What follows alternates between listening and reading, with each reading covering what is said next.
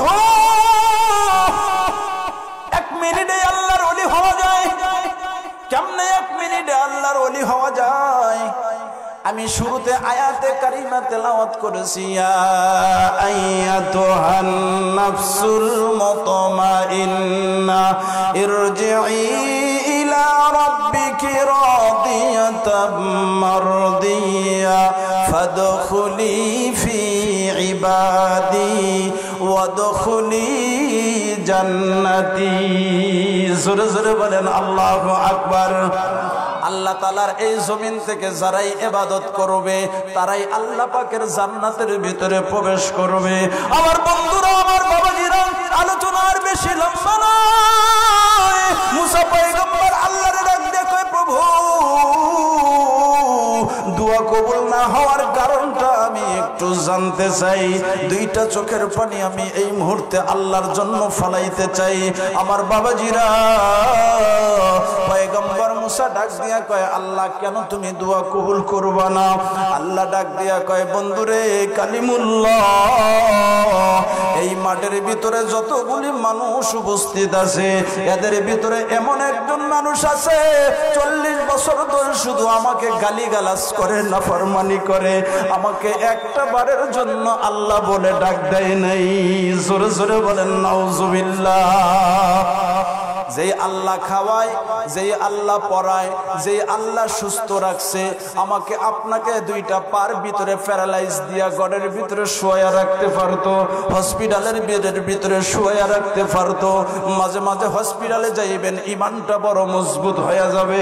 এর ওর দিকে তাকাইবেন, একজনের চোখ নাই, একজনের কানে শোনে না, একজনের মুখ বধির হয়ে গেছে, একজনের হাত নাই, পা নাই। এইগুলা যখন দেখবেন আপনার ইমানটা মজবুত হয়ে যাবে, কারণ তার থেকে আপনি সুস্থ আছেন, শুকরিয়াটা দিল থেকে বের হয়ে যাবে। পয়গম্বর ডাক দিয়া কয়, আল্লাহ ওই লোকটাকে, যেই লোকটা 40 বছরের ভিতরে তোমাকে ডাক দেয় নাই, আমি একটু ওকে দেখতে চাই। আল্লাহ কয়, যতক্ষণ পর্যন্ত এই মাঠের ভিতরে ওই লোক থাকবে ততক্ষণ পর্যন্ত দোয়া করলে কিন্তু দোয়া কবুল হবে না। পয়গম্বরের মেজাজটা বড় খারাপ হয়ে গেছে। খারাপ তো হওয়ারই কথা, কথা কোন ঠিক কিনা? যার জন্য 10 বছর ধরে বৃষ্টি বন্ধ, যার জন্য দোয়া কবুল হয় না, পয়গম্বর উপরের দিকে উঠে একটু উঁচু জায়গায় দাঁড়ায়া ঘোষণা করলেন, এই জায়গার ভিতরে 40 বছর ধরে আল্লাহর ডাক দাও না, কে বের হয়ে যাও। 40 বছর ধরে আল্লাহকে ডাক দেয় না কে? এমন নাফরমান কে আছো, বের হয়ে যাও। খুব ভালো কইরা বুঝবেন আমার বাবাজিরা, 40 বছর ধরে ডাক দেয় না এমন নাফরমান কে আছো, বের হয়ে যাও। আমি যদি বলি আজকের মাহফিলের ভিতরে একজন দোষী লোক আছে, আমি তাকে চিনি, সে বের হয়ে যাও, আপনারা একে অপরে তাকাতাকি করবেন, দেখি কে বের হয়। কথা কোন ঠিক কিনা? মজলিসের ভিতরে হাজার হাজার লোক, কেউ বের হয় না। একজন আর একজনের দিকে তাকিয়ে আছে, আসামিটাকে একটু দেখতে চাই, যদি ওরে পাই জুতা মারমু। কথা কোন ঠিক কিনা? কারণ যার কারণে আমাদের সকলেরই কষ্ট হচ্ছে। এখন যেই লোকটা 40 বছর ধরে ইবাদত করে না, ওর তো জানা আছে আমার কারণেই এইগুলো হয়। কথা কোন ঠিক কিনা?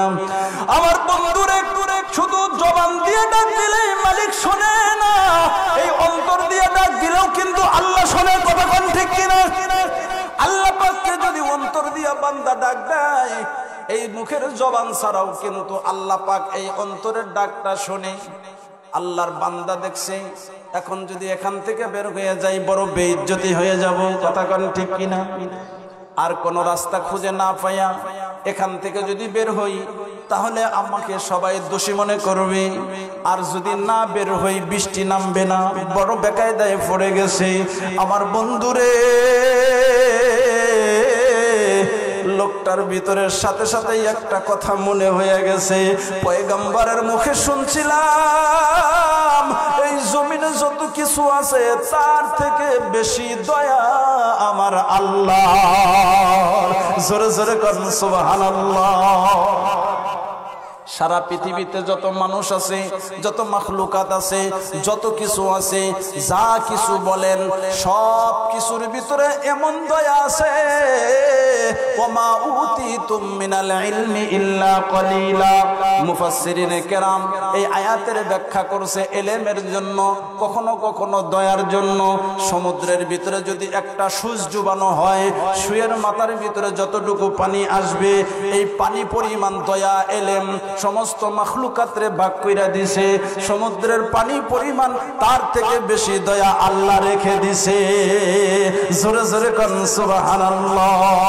আল্লাহ তাআলা বলেন, কুল ইয়া ইবাদিয়াল্লাযীনা আসরাফু আলা আনফুসিহিম লা তাকনাতু মির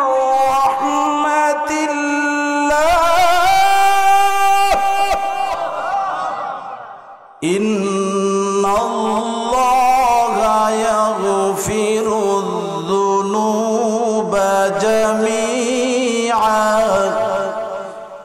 ইন্নাহু হুয়াল গফুরুর রহিম। আমার বন্ধুরা, আল্লাহ তাআলা কিন্তু এই আয়াতের ভিতরে এমন একটা কথা বলছে আমার বাবাজিরা, যখন এই আয়াতের দিকে তাকাই মনে হয় জিন্দেগিতে কোনো গুনাহ করি নাই। সুবহানাল্লাহ, বড় সুসংবাদ। যখন এই আয়াতের দিকে তাকাই মনে হয় কোনো গুনাহই হয় নাই। কারণ আল্লাহ বলছে, গুনাহ আর কি করছস? তোর জিন্দেগিতে যতই গুনাহ করস, আমার রহমতের কাছে তোর গুনাহ কিন্তু কিছু না। সুবহানাল্লাহ। ওই যে বনি ইসরাইলের লোকটা এখন দেখে যদি বের হয়ে যায় বেইজ্জতি হই, থাকলে বৃষ্টি নামে না, মনে মনে দিলটারে এমন ভাবে মুতাওয়াজ্জু করছে, দিলের তওবা দ্বারা এমন ভাবে আল্লাহরে ডাক দিছে দিল থেকে, মালিক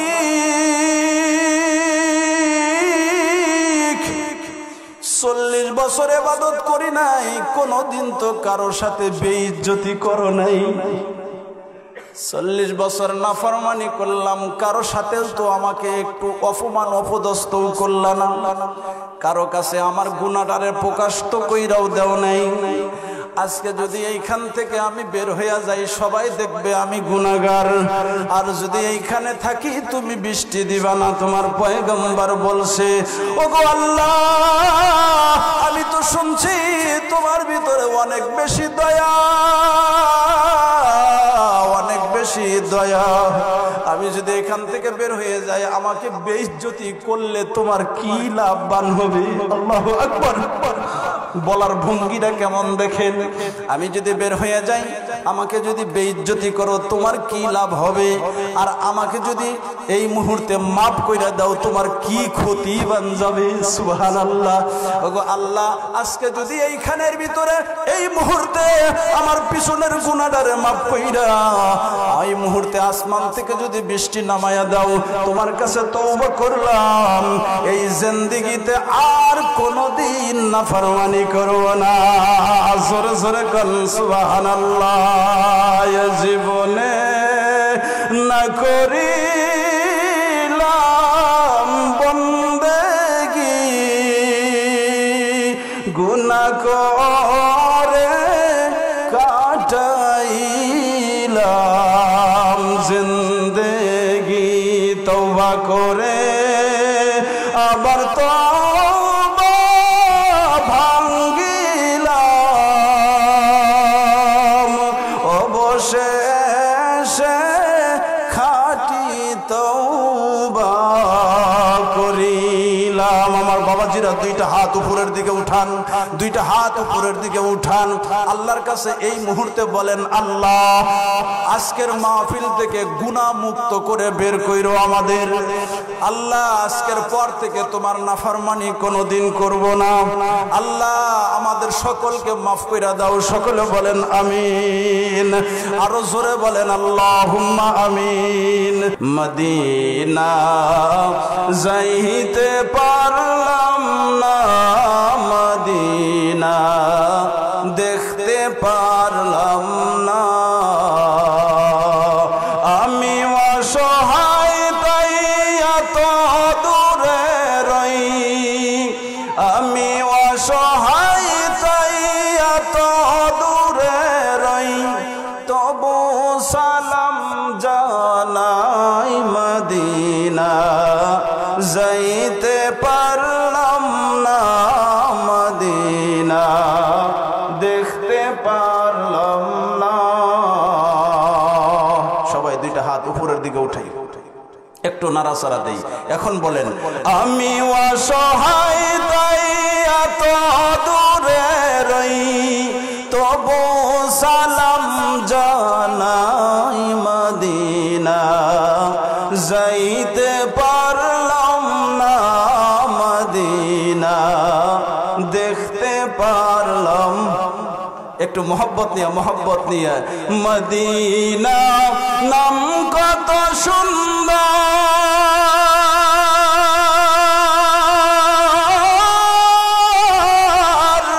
মদিনা কে রে সয়ন্তর, সিল্লা বলেন মারহাবা, আরো জোরে বলেন মারহাবা।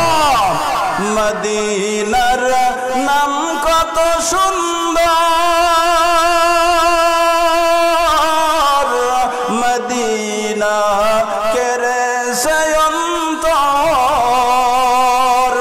পাখির নাই ডানা থাকিলে উড়ে যেতাম সোনার মদিনা, যাইতে পারলাম না মদিনা, দেখতে পারলাম না।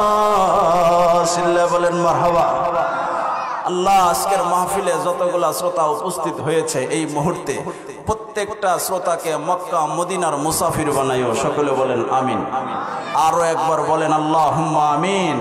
ইযা জাআ আজালুহুম লা ইস্তাখিরুনা সাআতাও ওয়া লা ইস্তাকদিমুন।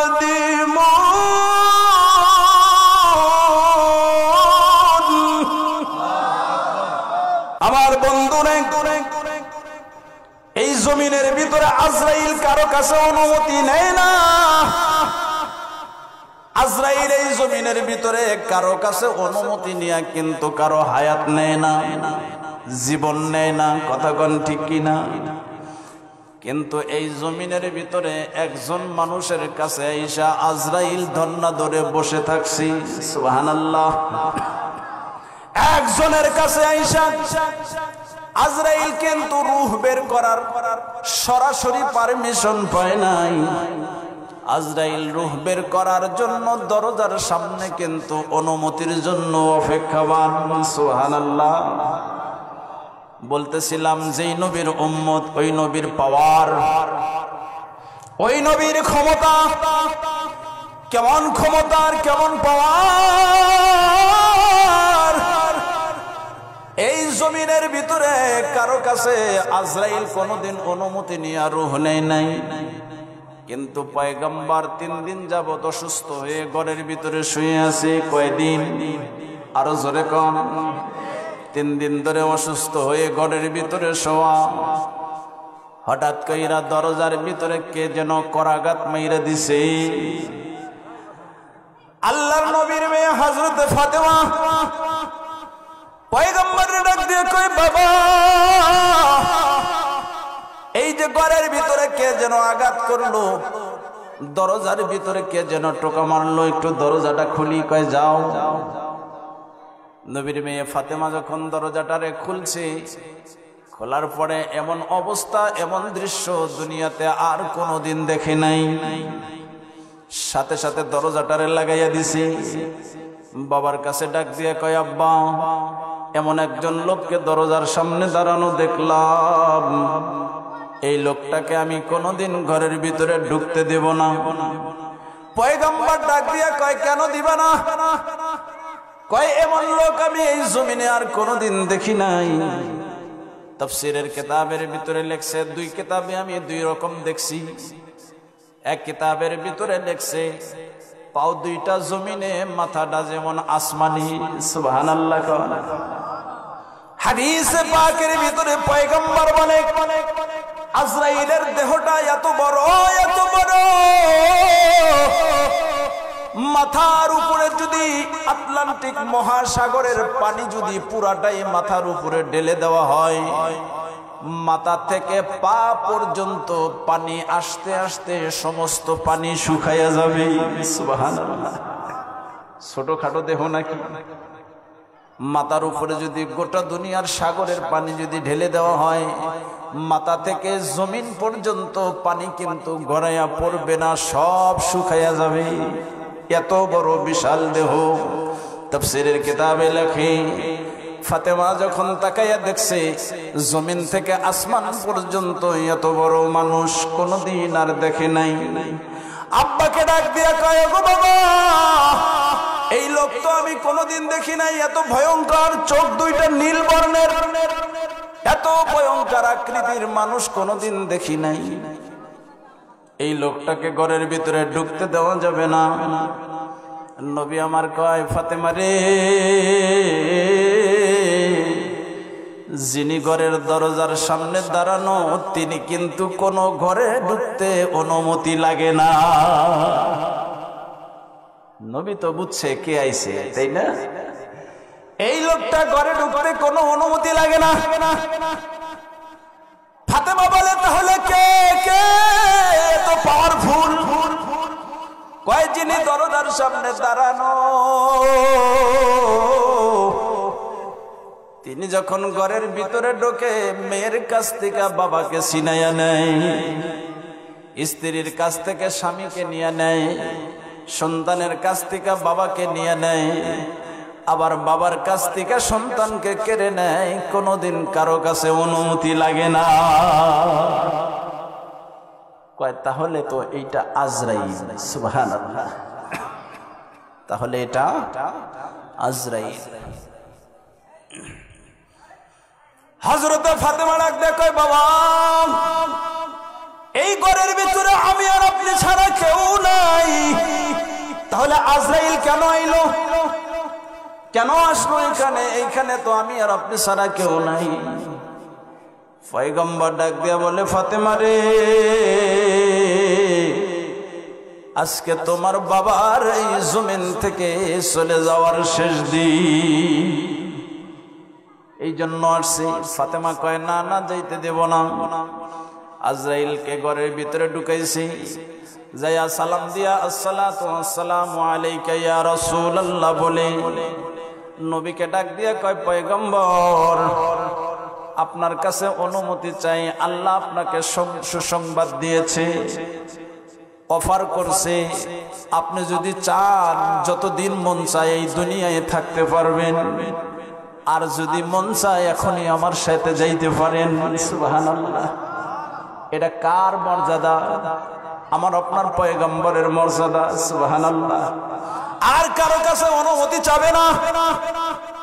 পয়গম্বর ইব্রাহিম আলাইহিস সালাতু ওয়াস সালামকে আজরাইল এসে কয়, ডাক দিয়া কয়, খলিলুল্লাহ,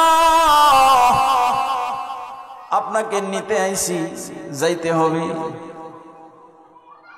কয়, কেন যাইতে হবে? কয়, আল্লাহ যাইবার কইছে। কয়, আল্লাহরে যাইয়া কও, আল্লাহরে যাইয়া কও। বন্ধুরে কোনদিন বন্ধুয়ে মারবার চায়? সুবহানাল্লাহ। ইব্রাহিম পয়গম্বর কি কয়? বন্ধুয়ে কোনদিন বন্ধুরে মারবার চায়? আজরাইল যাইয়া কয়, আল্লাহ কি কইলো আপনার খলিল? বলল, বন্ধুরে নাকি বন্ধুয়ে মারতে পারে না। আল্লাহ কয়, তুমি যাইয়া কও, বন্ধু যদি বন্ধুর বাড়িতে দাওয়াত করে, কোন বন্ধু কি কোনদিন না করে? সুবহানাল্লাহ। আজরাইল খলিলুল্লাহরে ডাক দিয়া কয়, আপনি বলছেন বন্ধু নাকি বন্ধুরে নিতে পারে না, আর আপনার বন্ধু বলছে, আল্লাহ বলছে, বন্ধু যদি বন্ধুর বাড়িতে দাওয়াত করে, বন্ধু কেমনে অস্বীকার করে? সুবহানাল্লাহ। পয়গম্বর মুসার কাছে আইসা যখন আজরাইল কয়, আপনাকে নিতে আইছি, কয়, আমার সামনে আয়। এর তো মেজাজ আরো গরম। কথা কয় না? এই যে হুজুর আগে ওয়াজ করছে, আমি আসার আগেই ওয়াজ করছে, সবচাইতে মেজাজওয়ালা নবী। আজরাইল আইসা কয়, আপনাকে নিতে আইছি, কয়, এইদিকে আয়। তিনটা কিতাবের ভিতরে তিন রকম রিওয়ায়াত পাইছি। আজরাইল রে ডাক দিয়া কয়, এইদিকে আয়। কাছে ডাক দিছে, এমন একটা চর মাইরা দিছে, চোখটা খয়া জমিনে পড়ে গেছে। সুবহানাল্লাহ। কারে চর মারছে? আজরাইল রে মারছে। এক চরে চোখটা খুইলা জমিনের ভিতরে পড়ে গেছে। আর এক কিতাবের ভিতরে লেখে না না না, চোখটা কিন্তু খইসা পড়ে নাই, চোখের যে কালো মনি আছে উল্টে গেছে। সুবহানাল্লাহ। তবে যেটাই হোক থাবুর তো মারছে, তাই না? থাবুর মারছে। আল্লাহ কয় আজরাইল চোখটারে খুইটা নিয়ে আসমানের দিকে দৌড় যায়, কয় আল্লাহ কারে আনবার ফাটাইলা, আমার তো জিন্দেগির 12টা বাজাইয়া ফেলাইছে। কয় ওটা কেডা চেনো না?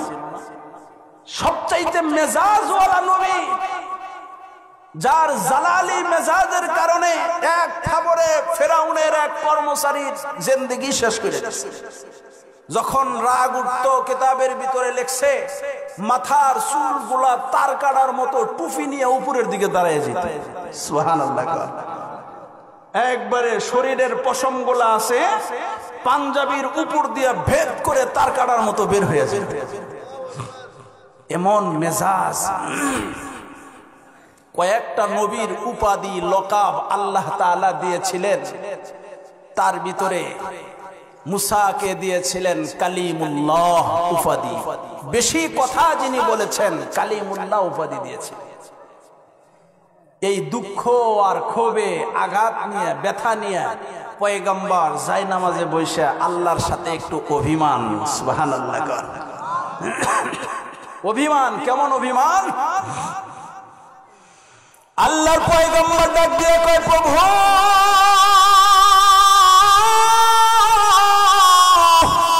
এই জমিনে যতগুলা নবী গেছে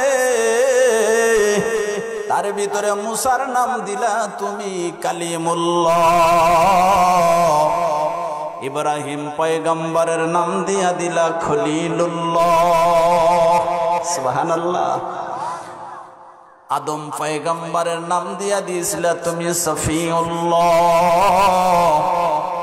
ঈসা নবীর নামটারে তুমি দিয়া দিলা রূহুল্লাহ।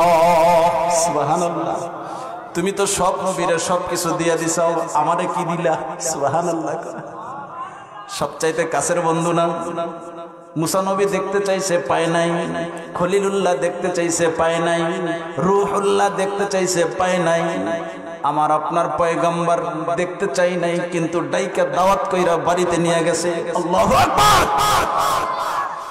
পয়গম্বর ডাক দিয়া কয় মুসারে দিয়া দিছো কালিমুল্লাহ, ঈসারে দিয়া দিলা রূহুল্লাহ, আদমরে দিয়া দিলা সফিউল্লাহ, ইব্রাহিমরে দিয়া দিলা খলিলুল্লাহ। ওগো আল্লাহ, আমার জন্য কি রাখছো? আল্লাহ কি কয় দেখেন, কত বড় মুহাব্বত আর ভালোবাসা। আল্লাহর সাথে আমার আপনার পয়গম্বরের কত প্রেম ছিল, কত ভালোবাসা ছিল। আল্লাহ ডাক দিয়া কয় তাদেরকে তো একটা দিছি, আপনাকে আমি কি দিছি আপনি শুনবেননি?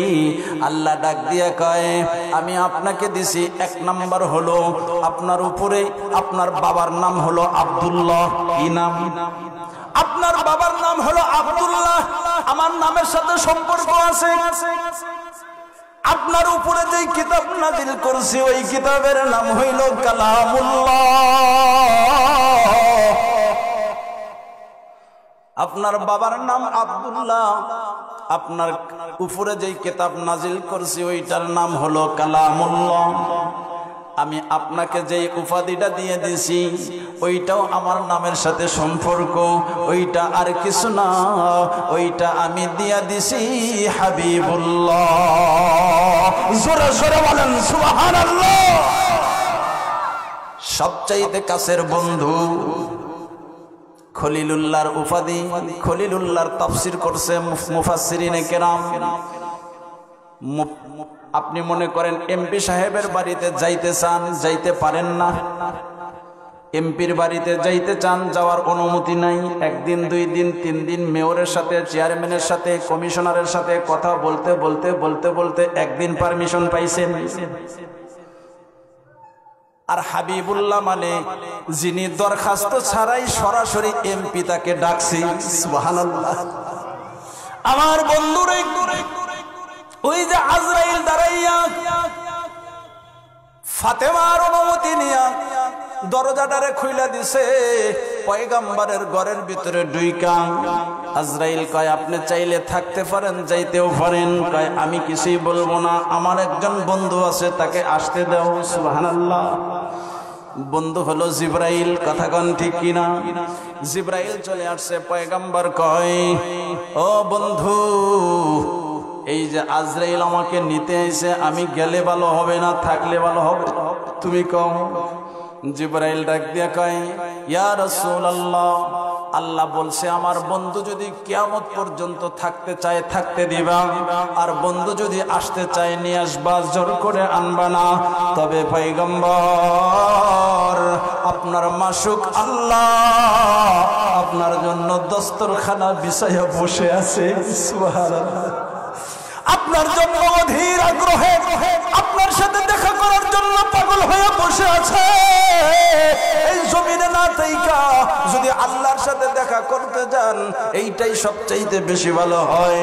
পয়গম্বর ডাক দিয়া আজরাইল রে কয় আর দেরি নাই, দেরি নাই, দেরি করিস না আজরাইল, তাড়াতাড়ি আমার রূহটাকে বের কইরা আমার আল্লাহর সাথে দিদারের ব্যবস্থা করে দেয়। ও বন্ধু, এই জমিনের ভিতরে একজন মাত্র ব্যক্তি যার অনুমতি নিয়ে আজরাইল রূহ বের করছে, কিন্তু আমার আপনার পয়গম্বরের দয়া আর মায়া কেমন ছিল দেখেন। পয়গম্বর যখন রূহটাকে বের করতে বলছে, আজরাইল সাথে সাথে পয়গম্বরের বুকের উপরে যখন আঙ্গুলটাকে ফেলাইছে, আমার আপনার পয়গম্বর শব্দ বলে চিৎকার দিয়ে উঠছে। সুবহানাল্লাহ। আল্লাহর পয়গম্বর ডাক দিয়া কয় আজরাইল, একটু সহজ ভাবে আমার রূহটারে বের কর। এর থেকে সহজ কোন রাস্তা থাকলে আমার রূহটাকে সহজ ভাবে বের কইরা নি। আজরাইল ডাক দিয়া কয় পয়গম্বর, পৃথিবীর শুরু থেকে কত মাখলুকের রূহটাকে আমি নিলাম, আপনার বুকের উপরে যেমন ভাবে আমি রূহটাকে ধরার চেষ্টা করেছি, এর থেকে সহজ কোন রাস্তা আমি আজরাইলের জানা নাই। কিতাবের ভিতরে লেখছে পয়গম্বর ওই দিন বলেছে আজরাইল যত সহজ ভাবে রূহটাকে বের করলো, যত সহজ ভাবে আমার রূহটাকে বের করার চেষ্টা করছে, আমার মনে হয় মক্কা মদিনার যতগুলা পাহাড় আছে প্রত্যেকটা পাহাড় যেন আমার বুকের উপরে রাইখা দিছে। মৃত্যুর যন্ত্রণা এত বড় বেশি কঠিন। আজরাইল ডাক দিয়ে কয় পয়গম্বর, আমি এত সহজ ভাবে রূহ কারোটা বের করি নাই, কিন্তু আমার আল্লাহ আমাকে একটা ইশারা দিয়া দিছে, আমার বন্ধুরে শোনাইয়া দিও, আমার বন্ধুকে শোনাইয়া দাও। এর থেকে সহজ ভাবে তার উম্মতের রূহটাকে বের করা হবে কয়েকটা কারণে। সুবহানাল্লাহ। আল্লাহর নবী আজরাইলকে ডাক দিয়া কয় আমার গুনাহগার উম্মত এই জমিনের ভিতরে হাজারো পাপ করবে, গুনাহ করবে, আমি জানি। তোমার যত কষ্ট আছে সব কষ্ট আমাকে দাও, কিন্তু মনে রাখো আজরাইল, আমার উম্মতকে কিন্তু তুমি কষ্ট দিয়ে রূহ বের করতে পারবা না, আমার কাছে প্রতিশ্রুতি দিতে হবে। আল্লাহু আকবার। এই জমিনের ভিতরে ছোট ভাই বিপদে পড়লে বড় ভাই ভুলে যায়, সন্তান বিপদে পড়লে বাবা নিজের জানটাকে নিয়ে পলায়, বাবা বিপদে পড়লে সন্তান কয় আমি আগে নিজে বাঁচি। আজরাইলের সামনে দাঁড়াইয়াও পয়গম্বর কয় যত কষ্ট আছে আমাকে দে, কিন্তু আমার উম্মতকে দেওয়ার অনুমতি নেই। আমার আল্লাহ তাআলা হাদিসে কুদসির মাধ্যমে পয়গম্বরকে দিয়া জানাইয়া দিছে, যদি কোনো মানুষের মুমূর্ষ অবস্থায় তার কাছে বৈশা সূরাতুল ইয়াসিন তেলাওয়াত করা হয়, কি তেলাওয়াত করা হয়? সূরাতুল ইয়াসিন। আল্লাহ তাআলা বলে তাতানাজ্জালুল মালাইকা, আল্লাহ তাআলা তার কাছে এমন কিছু ফেরেশতা দিয়া দেয়, রহমতের ফেরেশতা দিয়া দেয়। সূরা ইয়াসিন তেলাওয়াত হবে আর লোকটা কখন জমিন থেকে বের হবে, মৃত্যুবরণ করবে, কেউ টের পাবে না। তার একটা নজির আজকে এখানে বসে আপনাদের সামনে কথা বলতেছি। আমার আব্বা ইন্তেকাল করেছেন, আমি তার পাশে বসে সূরা ইয়াসিন তেলাওয়াত করছি, আর সূরা ইয়াসিনের ফজিলত আমি নিজের চোখে দেখেছি। সুবহানাল্লাহ। পাশে বসে আমার আব্বা মাঝে মাঝে ছোটবেলায় প্রত্যেকটা মাদ্রাসার ছাত্র দেখবেন এরা কিন্তু এত সহজে হাফেজ আর আলেম হয় না, এত সহজে হাফেজ আলেম হয় না। কত যে মাদ্রাসা থেকে পলায় এসে, কত যে বাবা মার কঠিন শাস্তি নিয়ে মাদ্রাসায় যাইতে হয়, যারা মাদ্রাসায় পড়ায় সন্তানকে তারাই জানে, তাই না? সর্বশেষ বলতো, যত কষ্টই করি আমার একটাই চাওয়া তোমার কাছে, আমার মৃত্যুর সময় আমার পাশে বৈশা সূরা ইয়াসিন পড়বা। সুবহানাল্লাহ। 2 নম্বর চাওয়া, জানাজাটা তুমি করবা। আজকে এখানে আছেন, আমি আপনার মা বাবার জন্য দোয়া করলে যা হবে আপনি দোয়া করলে তার থেকে 1000 গুণে বেশি পাবে। আমার বন্ধুরে, এই জমিনের ভিতরে কেউ থাকার জন্য আসে নাই, কেউ থাকতে পারবেও না, এটা থাকা সম্ভব না। আমার বাবাজিরা, যদি থাকা যাইতো তাহলে নবী কিন্তু এই দুনিয়া থেকে চলে যাইতো না, কথা কোন ঠিক কিনা? যদি থাকা যাইতো, এত ক্ষমতাধর নেতা ছিল ফেরাউন, তাও কিন্তু যাইতো না, তাই না? যদি থাকা যাইতো, নমরুদের হাতে পাওয়ার কম ছিল না, তিনি কিন্তু থাকে নাই, চলেই গেছে।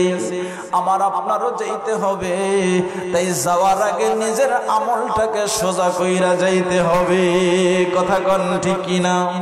আমার বন্ধু, পয়গম্বরের প্রিয় যেগুলো সাহাবী ছিল, প্রিয় সাহাবী যারা জান্নাতের টিকিট পাইছে, জান্নাতের টিকিট পাওয়ার পরে কিন্তু তাদের ইবাদতের কোনো দরকার ছিল না, তারপরেও কিন্তু এই জমিনের ভিতরে তারা রাতকে রাত দিনকে দিন ইবাদত কইরা এই জমিন থেকে কাটাইয়া পার হয়ে গেছে, কথা কোন ঠিক কিনা?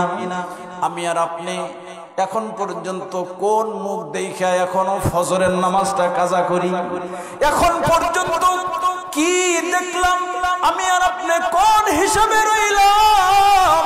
যাকে খুশি করার জন্য, যেই সন্তানকে খুশি করার জন্য, যেই স্ত্রীকে খুশি করার জন্য আজকে ব্যাংক ব্যালেন্স, বাড়ি গাড়ি, 8 ঘন্টা ডিউটির জায়গায় আরো 3 ঘন্টা ডিউটি বাড়াইয়া দেই সংসারে সুখে শান্তিতে বসবাস করার জন্য, একমাত্র দুনিয়ার সুখের জন্য এত কিছু করি। যেই মালিক এত কিছু দিল তাকে তো কিছুই দিতে পারি নাই, কিচ্ছু না। আল্লাহ পাকের এই দুনিয়ার ভিতরে আমি আপনার 60 বছর 70 বছরের হায়াতের 40 বছর 50 বছর অনেকের পার হয়ে গেছে, এখন পর্যন্ত মালিকের সাথে সম্পর্ক ভালো হয় নাই, তারপরেও কিন্তু এখনো তিনি আমাদের খাবার দাবার বন্ধ রাখে নাই, রাখছে কি? রাখে নাই। তারপরেও 3 বেলা আমার ঘরের ভিতরে খাবার পৌঁছাইয়া দেয়, ঠিকই খাই, শুধু তাকেই ভুলে রইছি যিনি আমার দুনিয়া এবং আখিরাতের বন্ধু। মরার পরে আপনার সন্তান আপনার কাজে লাগবে না এটাও জানেন, আপনার স্ত্রী আপনার কাজে লাগবে না তাও জানেন, আপনার এই দুনিয়ার বন্ধু বান্ধব কাজে লাগবে না তাও জানেন, কাজে লাগবে মসজিদের একটা সেজদা। জোরে কোন ঠিক কিনা?